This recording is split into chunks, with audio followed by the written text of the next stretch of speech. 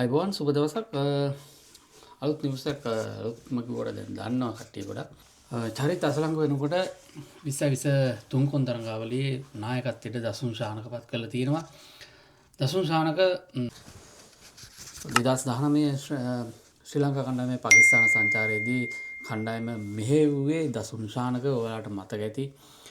ජ්‍යෙෂ්ඨ ක්‍රීඩකයින් ගණනාවක් එම සංචාරය ප්‍රතික්ෂේප කිරීම නිසා දසුන් ශානක තරුණ කණ්ඩායමක් එක්ක එම 2020 තරඟාවලිය ක්‍රීඩා කිරීමට ගියා. එහිදී අපි තරඟ 3-0ක් ලෙස සියලුම තරඟ ජයගත්තා ඔබට මතක ඇති.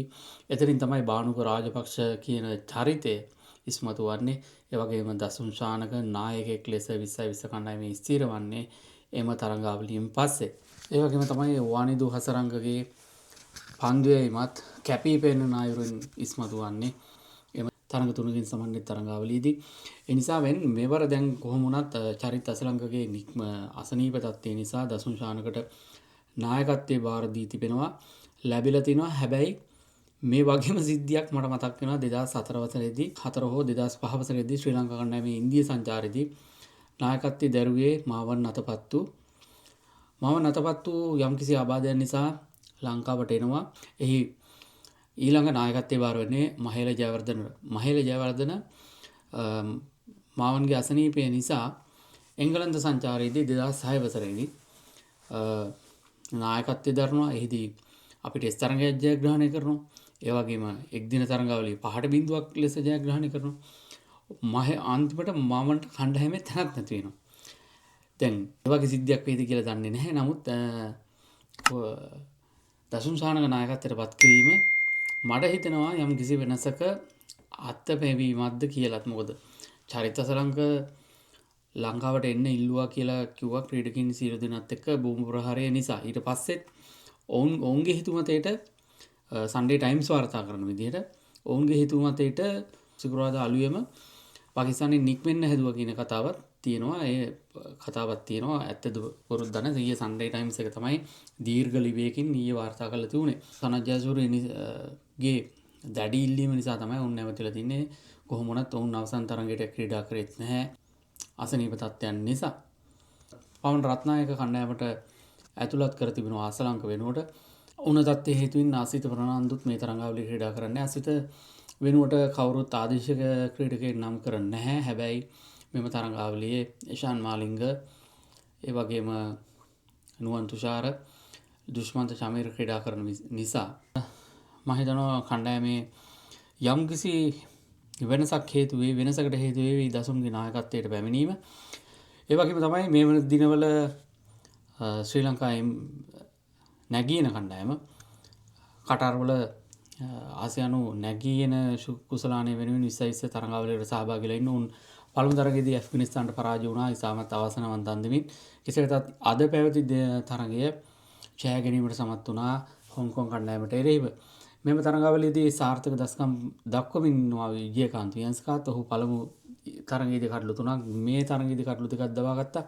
ඒ වගේම තමයි විශේෂ හැලමගේ දැඩි ප්‍රහාරයක් එල්ල කරා පළමු තරගයේදී ඇෆ්ගනිස්තාන පන්දු ගණනට ලකුණු 30 ගණනක් ඉතාමත් පොඩි පන්දු ගණනකින් වාර්තා කරා. මෙම තරගයේදී කෙසේ වෙතත් විශේෂට ලකුණු 4ක් පමණයි ලබා ගන්න හම්බුනේ. ශ්‍රී ලංකා කණ්ඩායමේ 2020 අංක 4 තැනට යෝජනා වුණු නුවනිදු ෆර්නෑන්ඩු නැවතත් සාර්ථක දස්කම් දැක්වුවා. නුවනිදු නොදෙවි 47ක් ලබා ගත්තේ ලක් 6 පහර 3ක් 4 පාර 4ක් ලැබමින්.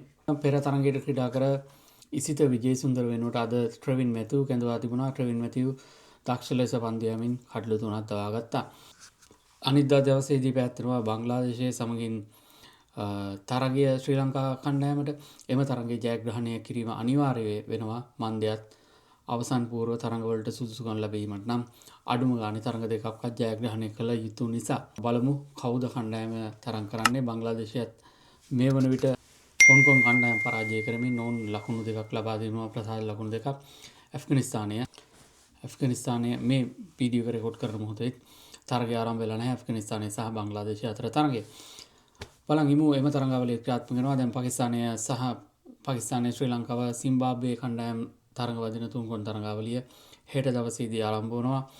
මුල්ම තරඟය පවතින්නේ පාකිස්තානය සහ සිම්බාබ්වෙ කණ්ඩායම අතර. ඉන්පසු තමයි ශ්‍රී ලංකාව සහ සිම්බාබ්වෙ අතර තරගයක් තියෙන්නේ. කොහොම වුණත් ශ්‍රී ලංකාවේ අවමානය දැන් තරඟ 3-0ක් ලෙස වයිට් වොෂ් වුණා එක් දින තරඟාවලිය. මේ තරඟාවලියේ යම් වෙනසක් කරමින් කණ්ඩායමේ ගෞරවය, රටේ ගෞරවය ආරක්ෂා කිරීමේ කාර්යදව්‍ය ශ්‍රී ලංකා කණ්ඩායමට තිබෙනවා. එක් දින තරඟාවලියේ වැඩිම තරඟ ලකුණු ලාභය වුණේ සදිර සමරවික්‍රම ලකුණු 129ක් ලබාගත් තරඟ තුනකදී. කෙසේ වෙතත් සදිරගෙන් නම්බර් 4 පිතිකරුවා හැටියට එය ප්‍රමාණවත්ද කියන ප්‍රශ්නාර්ථය තියෙනවා. සදිරගෙන් පමණක් නෙවෙයි මේ තරඟාවලියේ ක්‍රීඩා කරපු මුල් පෙළ පිතිකරුවන් ඒ වගේම මැද පෙළ පිතිකරුවන් තමන්ගේ වගකීම හරියට ඉෂ්ට නොකිරීම තමයි මේ තරඟාවලියේ පරාජයට හේතුව. ඊයේ දිනේදී අවාසනාවන්ත අන්දමින් පවන් රත්නායක ලංකාවේ 219 වෙනි ක්‍රීඩකයා ලෙස එක් දින වරම් දිනාගත්තත් ඔහුට පන්දුවට පහර දෙන්න ලැබුණේ නම්බර් 7 ස්ථානයේ. මෙය සෑහෙන විවාදයට තුඩු දෙන කරුණක්.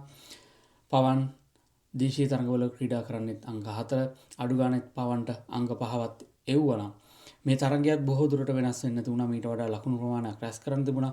ඔහුට සිදුුනේ අගබෙල පිතිකරුවන් එක්ක පහර දෙමින් ලකුණු රැස් කිරීමට. කෙසේ වෙතත් පළමු තරගයේම මෙවැනි පීඩනයක් අරගෙන ලකුණු 32ක් රැස් කරේ අලංකාර 6 පහරක් එල්ල කරමින් හාරිස් රවුෆ්ට එරෙහිව. එම පහර මම දැක්ක විචාරිකාවක් එම තරඟාවලියේ විචාරිකාවක් කියන මේ තරඟාවලියේ දුටු ලස්සනම පහර ඒ බව. කොහොමුණත් පවන් රත්නායක 20 තරඟවලට රටාවට ඇතුළත් කරත් ඔහු 20 රටාවට දක්ෂ ක්‍රීඩකයෙක් නෙවෙයි. මොකද ඔහුට ඔහුගේ ෆෝමැට් එක තියෙන්නේ ටෙස්ට් තරඟ සහ එක් දින තරඟ. ඔහුගේ ක්‍රීඩා දිවිය නුවණදුගේ තරඟ දිවිය වගේ විනාශ කරන්න එපා කියන ඉල්ලීමත් අපි කරමින් අපි ගිහිල්ලා එනම් බොහොම ස්තුතියි. යලිත් හම් වෙන බලාපොරොත්තු සමු ගන්නවා. සුබ දවසක්.